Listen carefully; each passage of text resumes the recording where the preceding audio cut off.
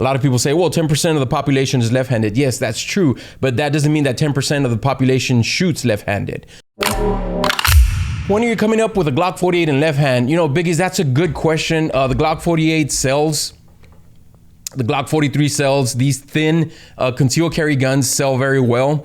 And so, yeah, we may have to. I mean, obviously, one of the first guns that's going to come out in left-handed in 3.0 is going to be the Glock 19 for sure. And then the Glock 43X, probably the new MOS. And then from there, you know, who knows, maybe the Glock 43 will fit in the Glock 43 MOS. We haven't tried it yet. We'll see how that works. But if it fits, obviously, that would be great.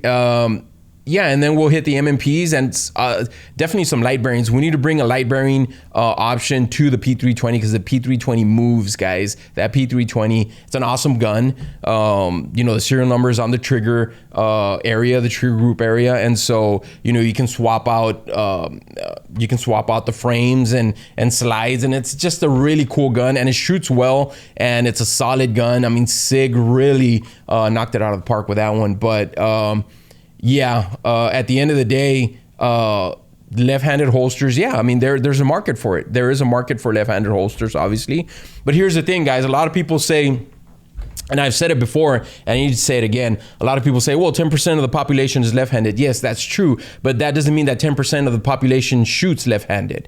I have a lot of left-handed friends. I don't want to say a lot, but I know a couple guys, they're musicians, and they play right-handed. And they're hunters, and when they shoot right-handed, but they're left-handed. So they are left-handed, you know, just in nature they are.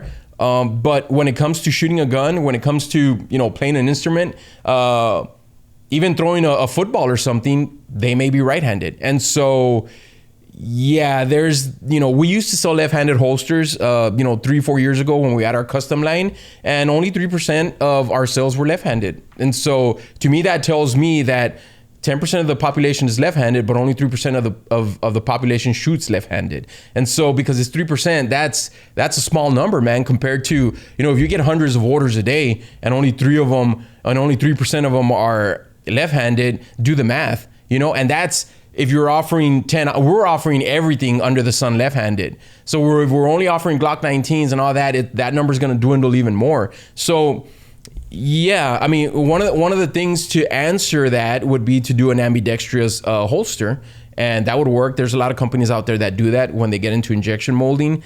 We don't like that.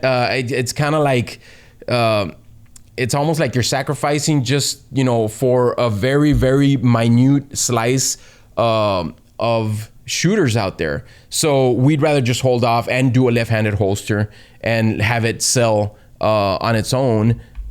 That's just, you know, our way of thinking. Is it right? Is it wrong? We don't know, man, but that's just the way we think. If we're going to give somebody something, let it be deliberately for that. I mean, it's made for that. It's made for a right-handed shooter. And then if we do something for a left-handed person, then obviously, you know, it's made for a left-handed person, and you're not compromising, you know, it being in the middle, you know, trying to please two people, and you have a substandard product because of that.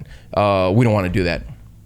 Again, what is substandard? I don't know. It is what it is. That's in the eye of the beholder. If you don't think it's substandard, then awesome. But we feel that it does take away a little bit from the holster. So yeah, we'd rather just wait on it and do a holster made for left-handed people. So there you go, man. Good question, man. Good question.